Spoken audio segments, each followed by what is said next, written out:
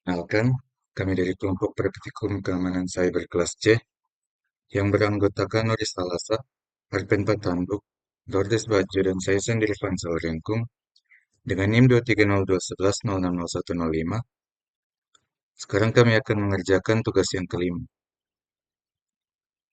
Oke, pada lab yang pertama yaitu Exploring DNS Traffic. Di sini kita akan mendownload dan menginstal Wireshark. Di sini saya sudah download dan sekarang kita akan melakukan penginstalan.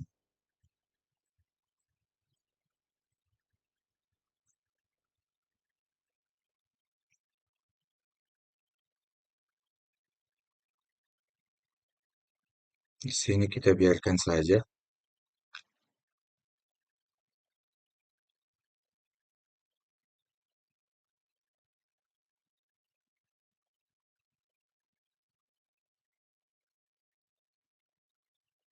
Di sini saya sudah ada np cap-nya, jadi kita next saja.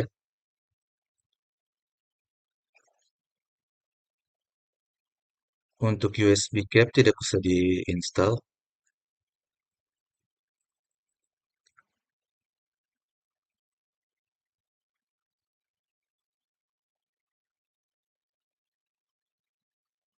jika sudah selesai kita klik next saja, lalu finish. Oke, sekarang kita masuk pada step yang kedua. Kita akan mencari Wireshark.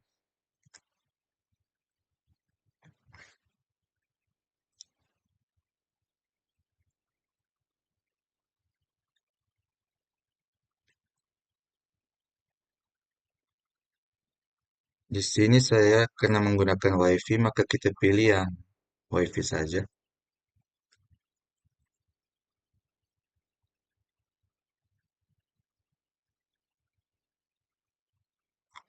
Setelah itu kita akan membuka command prompt,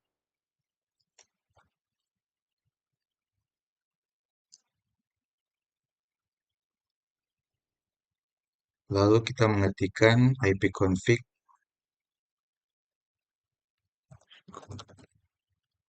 spasi /flash DNS.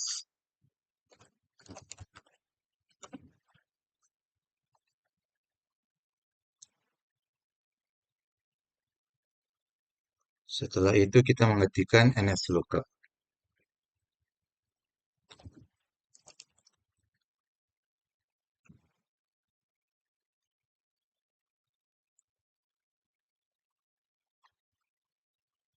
Lalu kita akan mencoba untuk memasukkan domain www.cisco.com.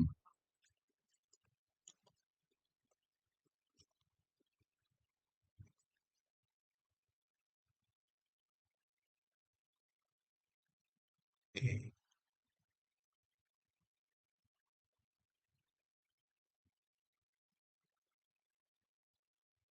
lalu kita mengetikkan exit dan menutup command prompt. Lalu,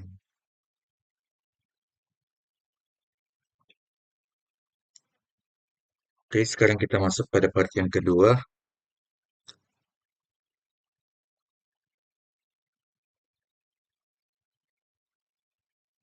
Kita memasukkan filter UDP port 53.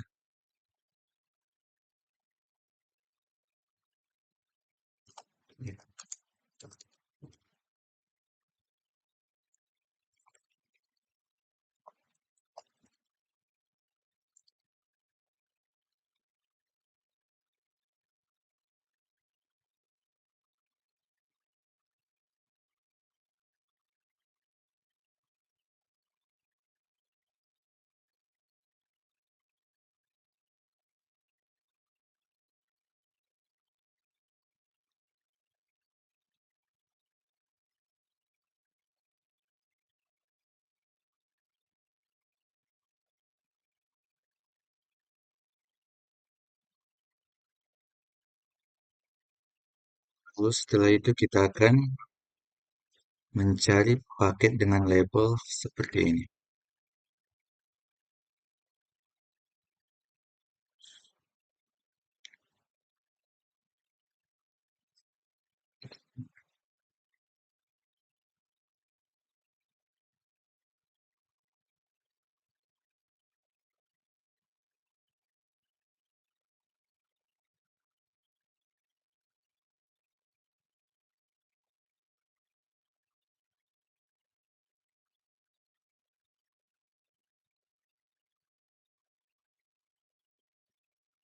Lalu kita akan mengexpand untuk Ethernet 2-nya.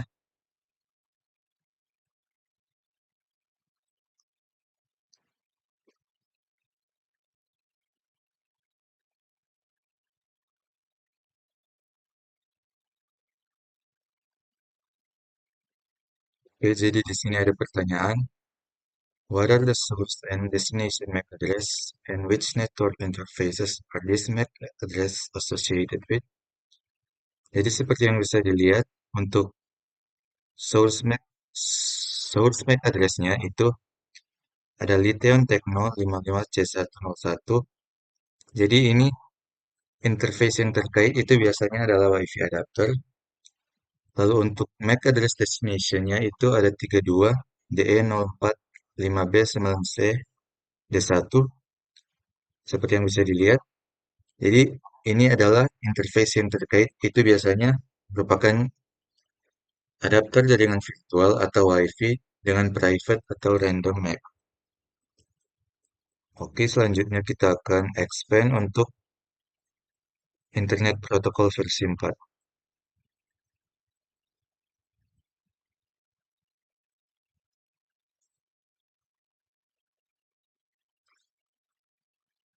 Oke, jadi di sini ada pertanyaan, apa sumber dan destinasi alamat IP dan dengan apa mereka dikaitkan? Untuk IP source-nya bisa dilihat itu ada 10.44,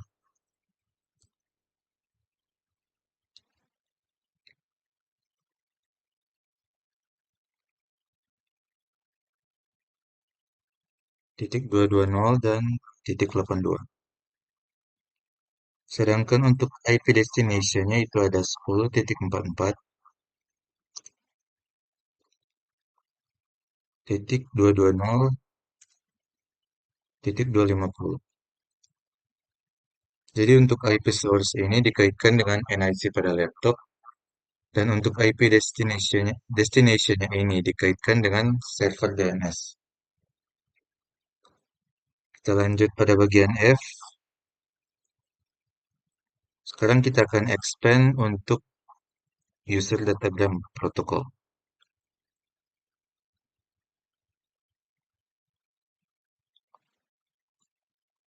Oke, di sini ada pertanyaan, apa source dan destination portnya dan apa default DNS port numbernya.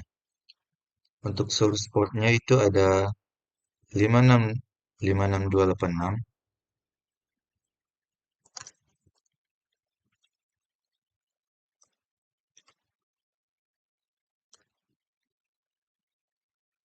dan untuk destination portnya itu 53.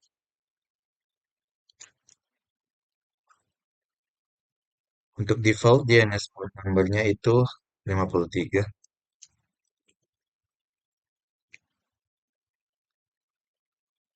Oke, sekarang kita akan membuka command prompt.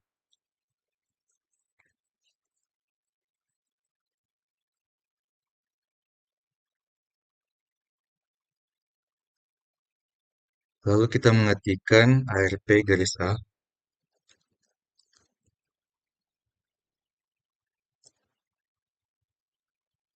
dan ipconfig/all.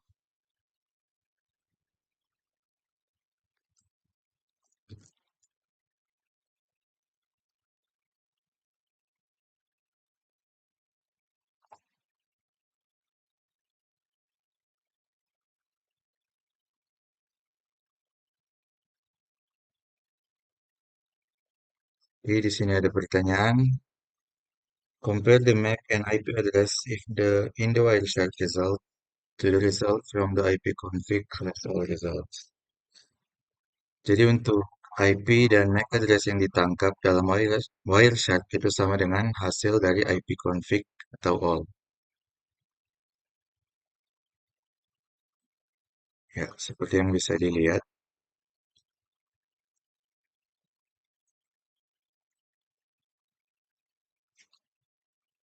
Oke, sekarang kita lanjut bagian H.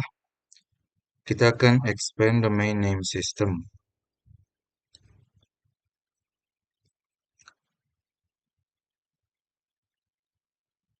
Lalu expand untuk flags dan queriesnya.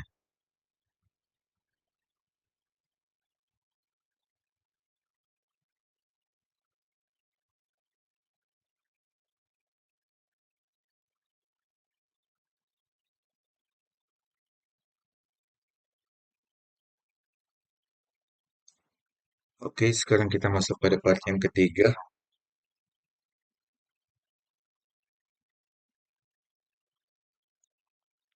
Kita akan mencari DNS paket dengan label standard query response 0x00 cisco.com. Ya.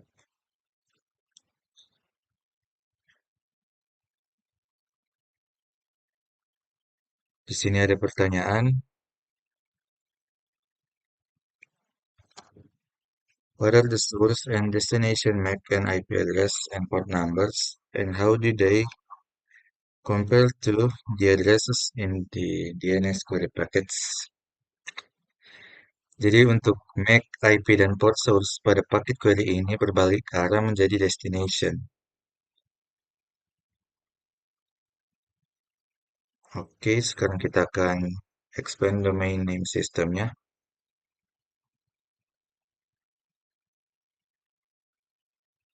dan expand flag queries dan answers-nya.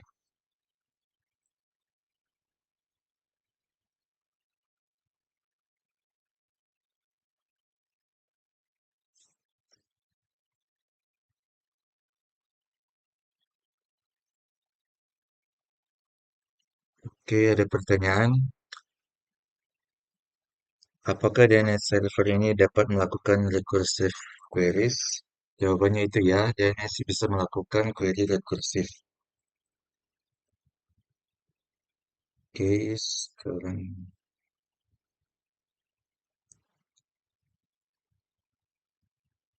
answers.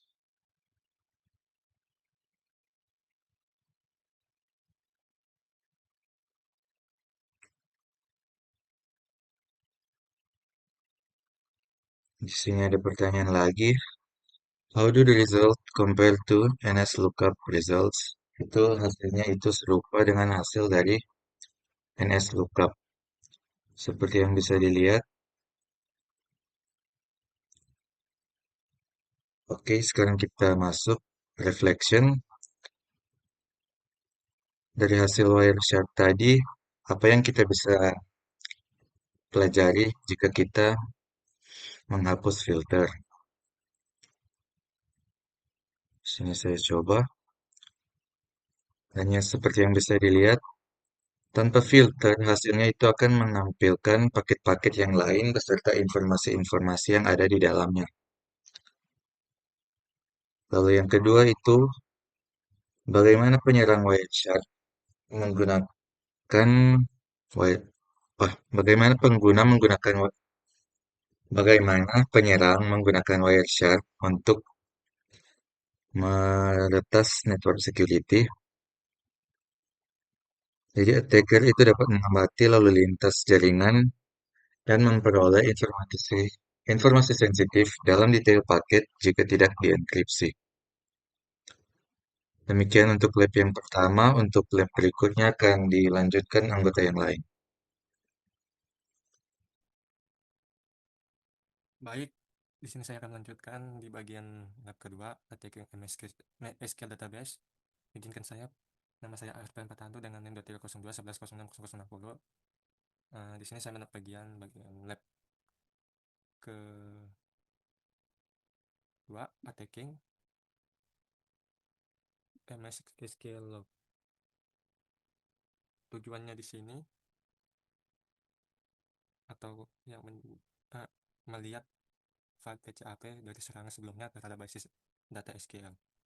Nah, di sini dikatakan SQL injection attack memungkinkan penyerang jahat untuk mengetik pernyataan SQL di situs web dan menerima respon dari basis data yang memungkinkan penyerang atau penjahat ini mengubah data yang sudah ada di basis data, memasukkan identitas, dan melakukan berbagai macam tindakan jahat.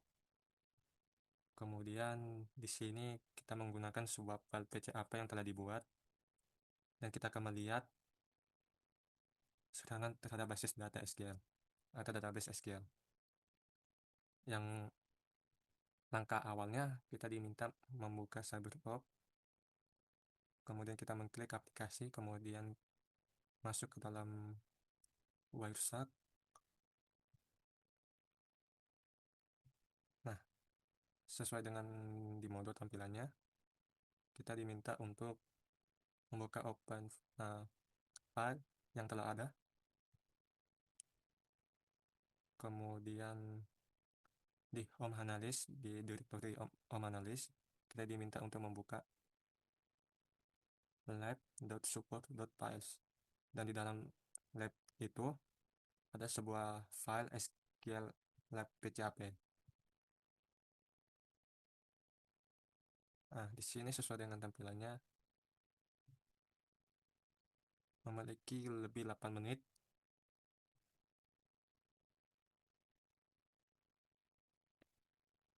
Sebanyak 441 second atau detik, yang dimana adalah durasi serangan injeksi SQL.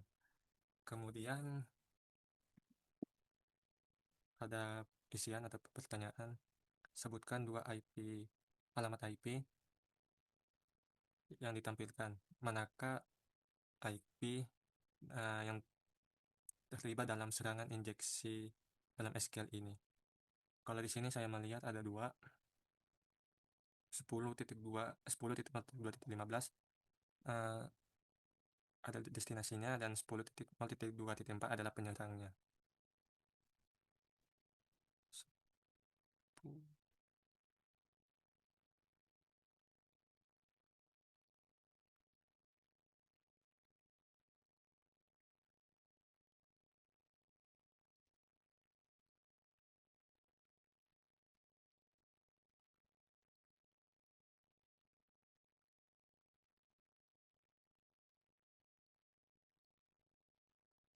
Lanjut di step kedua, kita membuka view the SQL injection attack.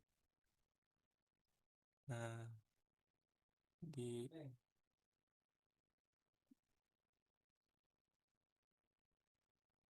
line ke-13 kita diminta untuk menekan follow http stream, di mana dia adalah get http request.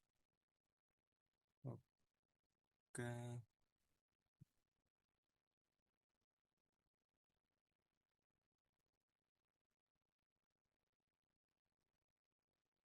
Nah,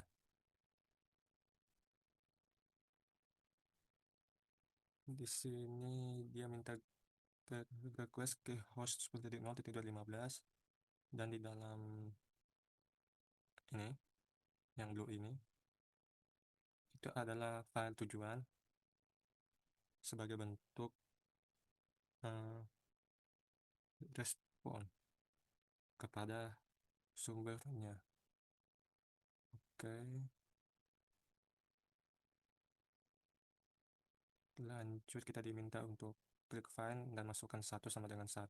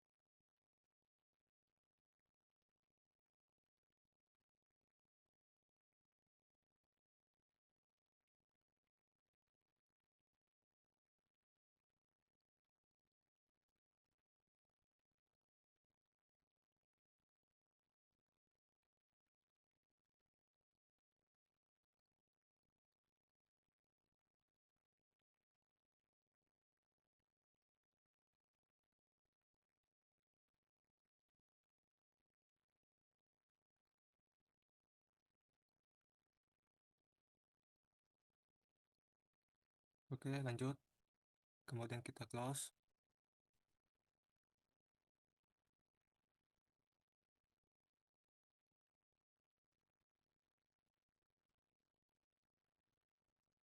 Kemudian kita diminta untuk bersihkan semuanya dengan menekan clear. Hmm.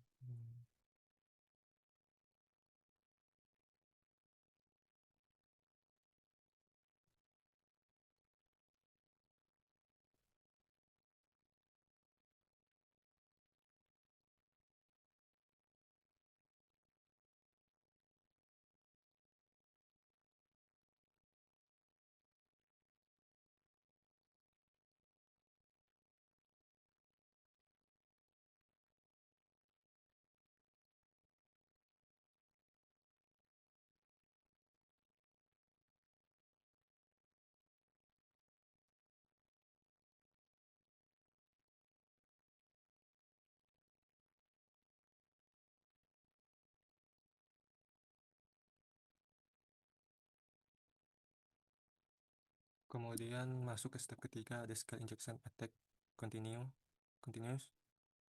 Maksudnya lanjutan skill injeksinya.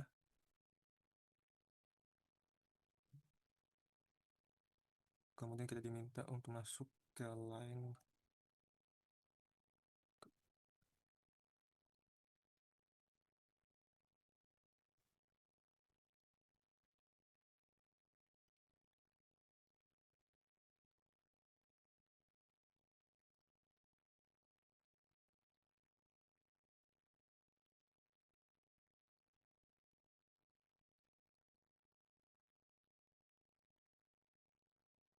klik kanan ke line 19. Oke.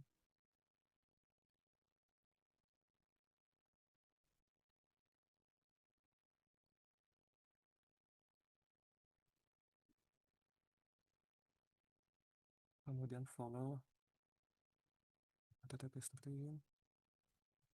Kemudian klik find.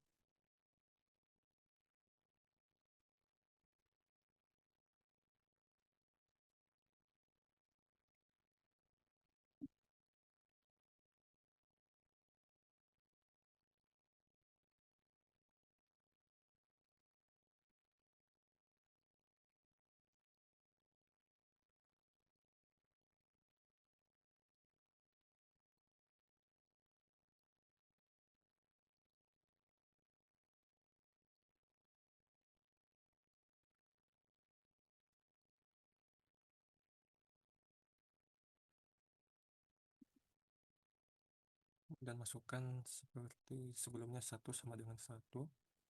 Kemudian find next. Lalu ini dia.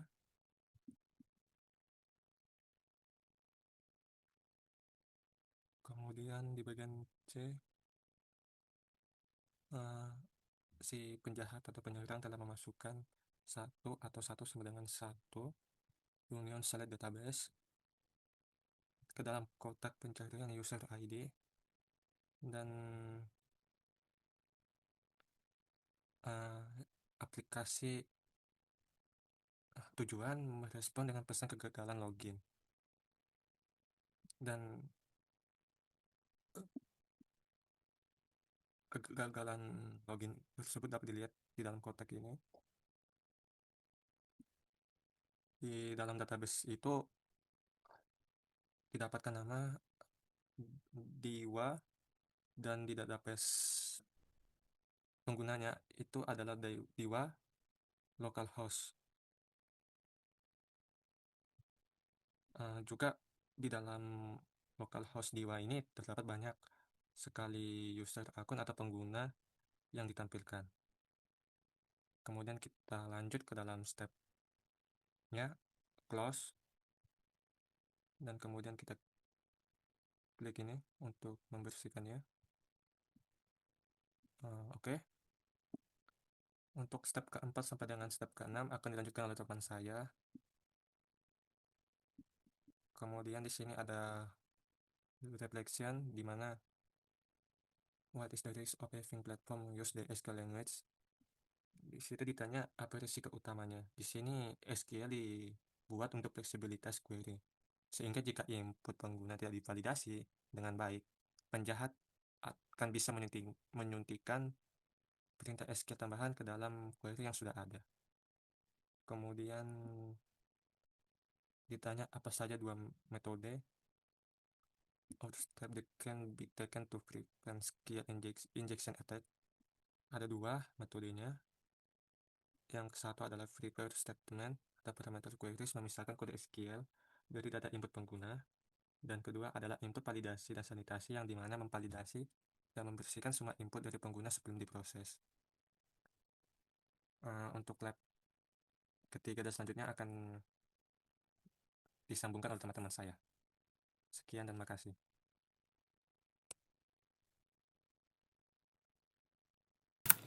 Baik, Ner dan Cik sekalian, perkenalkan nama saya Lourdes Christian Pascabadjo dengan NIM 230211060070. Pada kesempatan kali ini saya akan mengerjakan modul tugas 5 pada mata kuliah Praktikum Cyber Security kelas C. Saya akan mengerjakan pada lab kedua untuk step keempat hingga selesai. Kita langsung masuk saja di lab attacking MySQL database. Untuk step keempatnya itu SQL injeksi, attack ya, sistem informasi.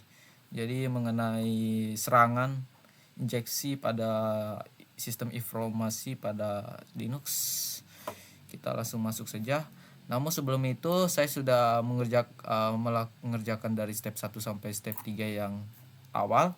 Jadi langsung kita skip dan langsung saja kita kerjakan dari step 4. Pertama step awal right click line. Oke, line 22. Kita right click terus kita follow pilih HTTP. Follow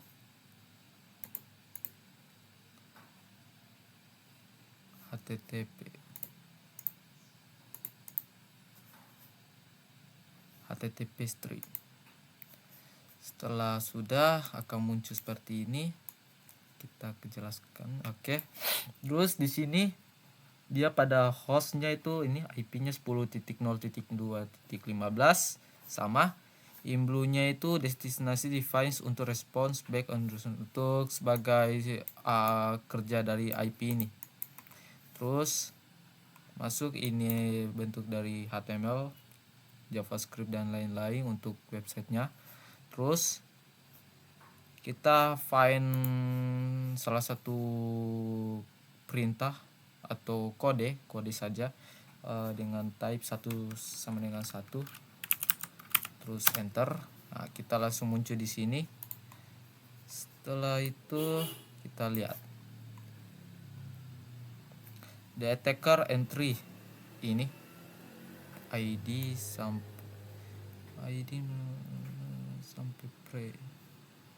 brown. The attacker untuk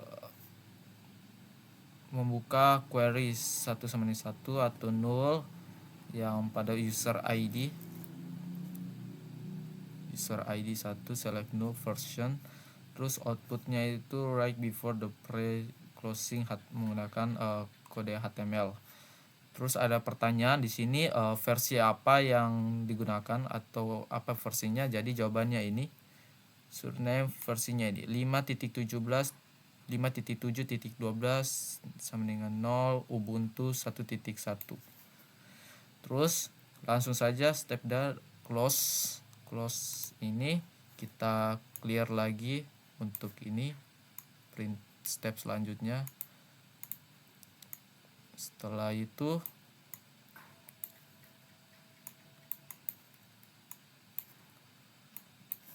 kita clear, kita langsung ke step kelima. Step kelima ini adalah the SQL injection the table informasi. Oke. Jadi untuk step untuk ini attacker mengetahui angka pada tabel SQL yang berisi dengan informasi Jadi para penyerang ini bisa memiliki percobaan untuk mencarinya, yaitu kita kerjakan pada step pertama itu within the shop capture, right click pada line 25 ini, terus right click, kita follow HTTP stream, muncul the source shown in red. Oke, send get request 10.0.2 ini 15 sama. Oke, result.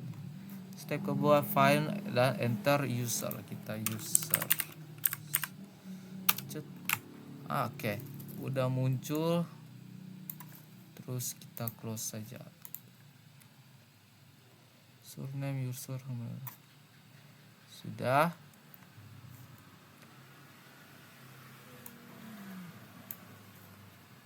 Tekan 1,1.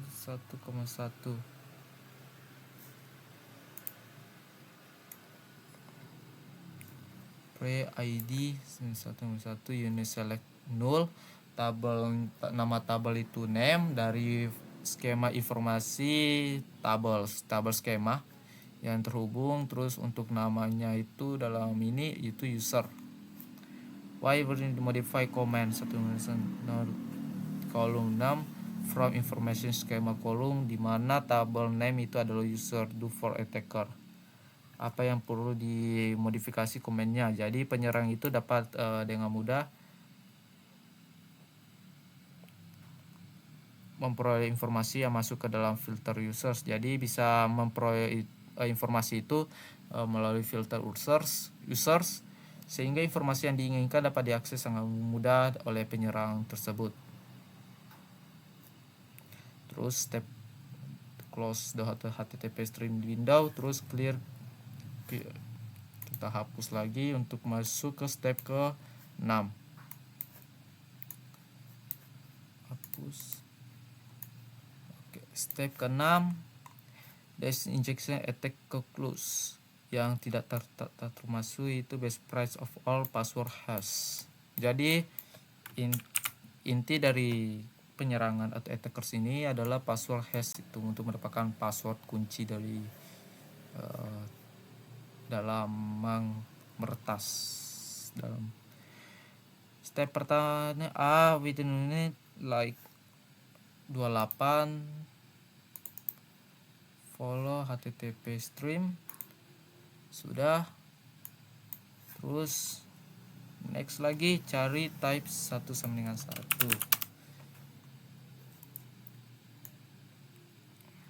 Oke.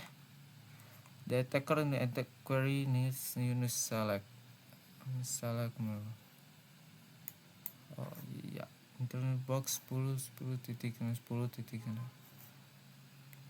Oke. Terus what user the password has 8D 353.216B ini. Jadi untuk password hashnya yaitu 1337 usernya,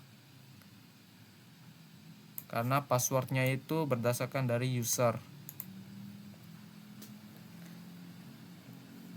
Terus using a website such salah satu website dengan link https://station.net, copy the password hash into the password hash cracker and get cracking.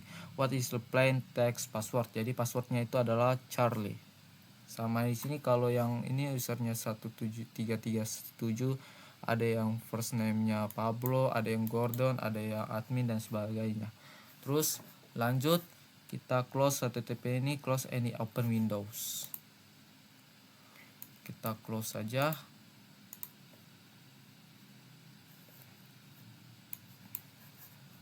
Terus langsung saja direfleksi. Refleksi soal pertama yaitu what is risks having platforms using a SQL language? Apa resiko mengoperasikan platform yang menggunakan menggunakan bahasa SQL. Jadi resiko dalam bahasa SQL ini dirancang untuk fleksibilitas query, sehingga jika di input pengguna tidak divalidasi dengan benar, penyerang bisa menyuntikkan perintah SQL tambahan ke dalam query yang sudah ada. Terus untuk preferensi kedua yaitu browse internet dan perform search and prevent SQL injection attack. Cari internet, habis itu private SQL injection muncul ini dua metode atau langkah-langkah yang bisa diperoleh untuk private SQL injection attack. Prepare statement atau parameterized queries memisahkan kode SQL dari data input pengguna. Input validasi dan sanitasi memvalidasi semua input dari pengguna sebelum diproses. Jadi sekian dari penjelasan dan demo langsung pada lab kedua, yaitu lab attacking at MySQL database dari step keempat dan step ke-6. Selanjutnya untuk lab selanjutnya yaitu reading server logs akan dilanjutkan oleh teman saya yaitu Norris Alden Salasa. Terima kasih untuk Nerde Inci telah menonton dan sampai jumpa. Baik, terima kasih. Nama saya Norris Alden Salasa dengan NIM 23021106050. Di sini saya akan melanjutkan submateri berikutnya dari praktikum keamanan cyber tugas 5, yaitu lab reading server logs. Jadi pada objektifnya sendiri di sini ada 3 part. Yang pertama yaitu membaca file dengan menggunakan tools seperti cat, more, dan less. Kemudian di sini part 2 yaitu log file and syslog. Kemudian di sini part 3 ada log files and journalctl. Jadi untuk part pertama yaitu membaca log file, kita diminta untuk membuka log file yang sudah disediakan menggunakan tools cat untuk tool pertama. Saja di sini saya akan coba.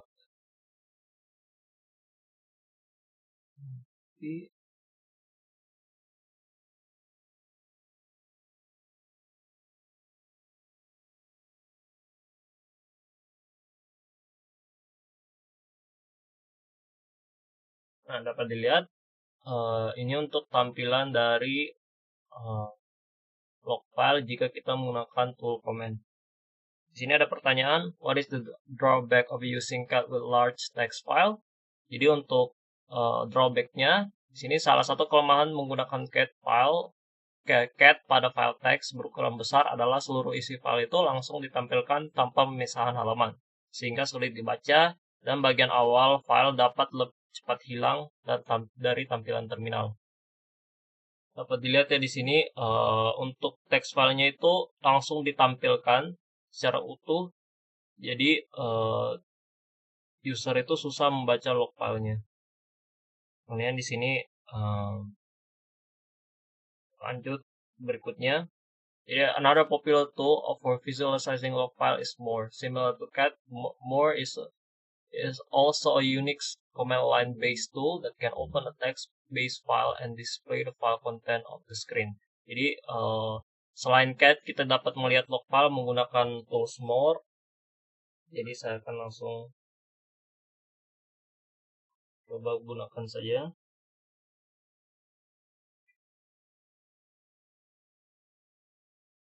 Nah, jadi kira-kira seperti ini tampilan menggunakan More. Jadi untuk More sendiri kita dapat menekan tombol spasi untuk lanjut ke log berikutnya. Seperti ini. Kemudian di sini ada pertanyaan.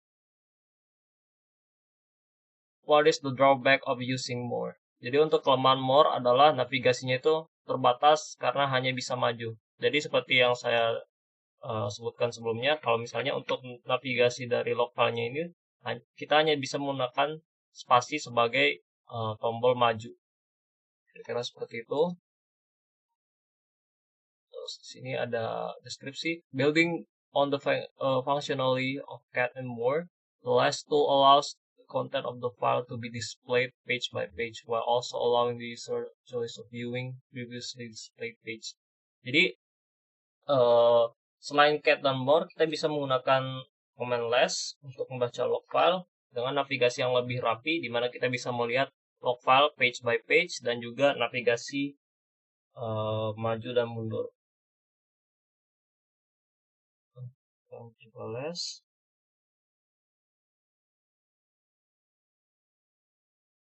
Nah, seperti ini. Jadi saya bisa menekan arrow atas dan bawah untuk melihat log file dan menggunakan spasi untuk next page. Kira-kira seperti itu. Dan di sini jika kita ingin keluar dari last tool, kita bisa menggunakan tombol key. Lanjut di sini, the tail command display the end of the text file. By default, tails display the last and line of the line. Use tail to display the last and lines of the log file.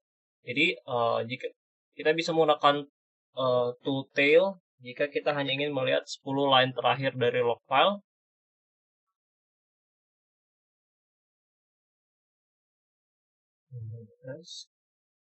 Tail. Jika seperti itu dapat dilihat kalau misalnya berikut 10 line terakhir dari log filenya. Baru step kedua, actively following logs. In some situation, it is desirable to monitor log file as log entries are written to the log file. For those cases, the tail-f command is very much helpful. Jadi jika kita ingin melihat log file secara real time dan di monitoring secara aktif, kita bisa menggunakan tail-f.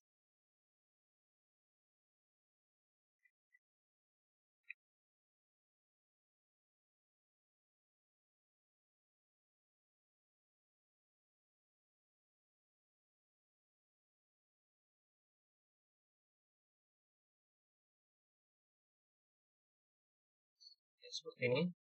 Nah, dapat dilihat kalau ini kita sudah berhasil dan sekarang kita akan coba apakah tail-f itu benar-benar memonitoring lognya secara real time.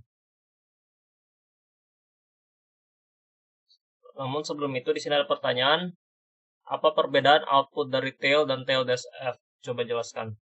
Jadi di sini tail itu hanya menampilkan beberapa baris terakhir dari line lalu selesai dijalankan, sedangkan tail-f akan terus memantau file secara real time dan menampilkan baris baru yang ditambahkan ke file secara langsung. Karena prosesnya itu tetap berjalan, terminal itu terlihat seperti terkunci hingga pengguna menghentikannya dengan Ctrl C. Baik, kita akan coba tes apakah tail-f ini bisa monitor lognya. Untuk melihat tail-f in action, kita membuka terminal kedua dan kita arrange supaya kita bisa dapat melihat proses dengan baik. Di sini saya akan coba arrange.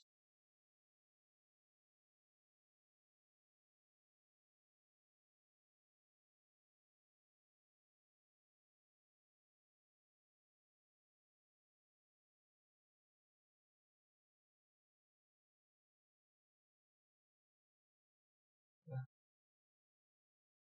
kira-kira seperti ini. Kemudian kita memilih dalam terminal window dan memasukkan perintah ini.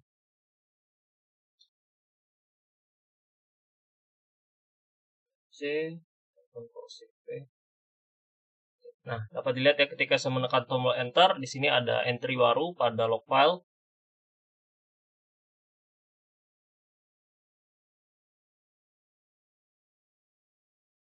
Kemudian di sini ada pertanyaan, ada deskripsi. The comment above appends the blah blah blah text file because the tail-f is monitoring the line at the moment of the line is added to the file. The top window should display the new line in the real time. Dapat dilihat ya tadi ketika saya menekan tombol enter, di situ log file yang baru muncul. Kemudian untuk meng-close-nya kita bisa menggunakan Ctrl C. Kira-kira seperti itu. Lanjut untuk part kedua, log file and syslog. Jadi di sini ada penjelasan mengenai syslog. Jadi syslog itu adalah sebuah server log di mana kita bisa jadi kita bisa masukkan log file kita itu ke dalam centralized server tersebut. Jadi ini juga merupakan salah satu common practice yang dilakukan. Langsung saja masuk. Jadi kita bisa buka dulu, lanjut di sini, pilih. Oke.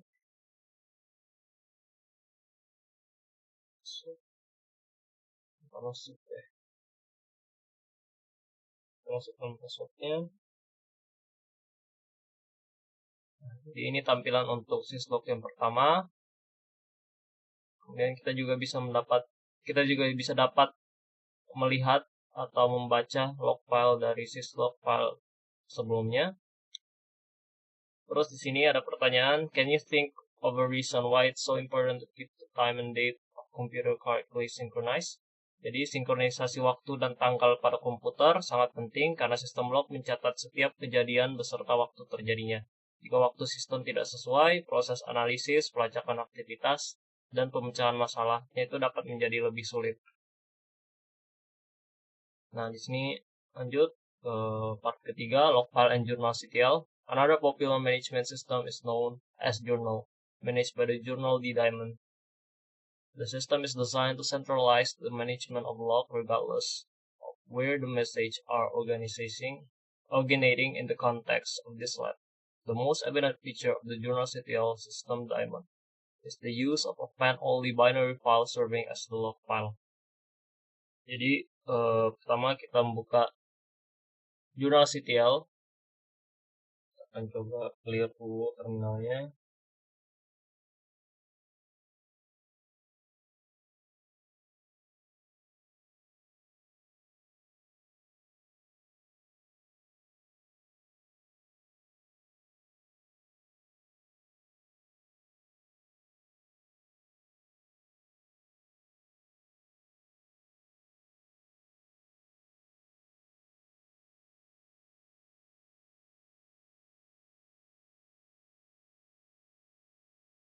Filternya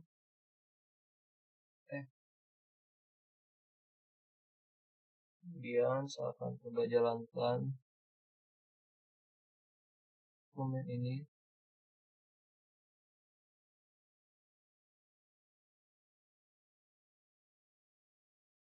Dapat dilihat ya pada bagian kiri untuk output dari syslog 1. Journal.ctl.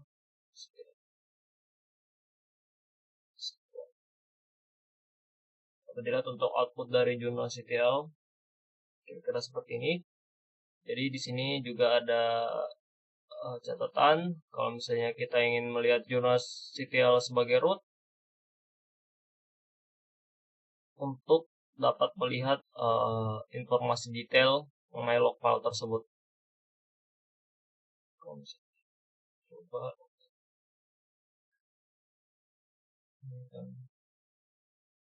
sini. Nah, di sini juga ada beberapa opsi yang bisa kita gunakan, yaitu Journal.ctl-UTC untuk melihat timestamp dalam waktu UTC. Sini juga ada Journal.ctl-B untuk display log entry yang direkam saat terakhir kali kita melakukan booting. Misalnya di sini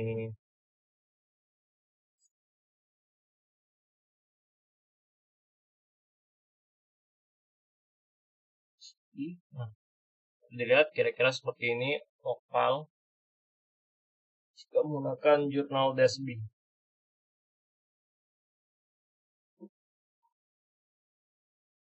Sini juga kita bisa menggunakan Journal.ctl untuk specify service dan time frame untuk log entry.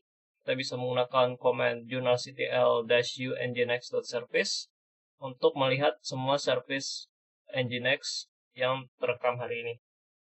Kemudian kita juga bisa menggunakan Journal-k untuk melihat message yang di-generate oleh kernel, dan juga Journal.ctl-f yang mirip seperti dengan tail-f. kira-kira seperti itu. Kemudian di sini ada pertanyaan sekaligus refleksi terakhir, yaitu compare syslog and journal D. What are the advantage and disadvantage of each? Jadi untuk syslog sendiri itu dia menyimpan log dalam bentuk file teks sehingga mudah dibaca. Tapi pencarian data itu menjadi kurang efisien ketika ukuran log itu sangat besar. Selain itu, log dari berbagai aplikasi itu dapat tercampur dalam satu tempat dan memerlukan rotasi file secara berkala agar ukuran file itu tidak terus membesar. Sementara itu untuk jurnal D itu dia menyimpan log dalam format binary yang lebih terstruktur, sehingga proses pencarian, penyaringan, dan pengolahan log itu dapat dilakukan dengan lebih cepat dan terorganisir. Baik, sekian dari saya untuk lab terakhir ini. Jadi nama saya Norris Alan Salasa dengan NIM 23021106050. Sekian, terima kasih.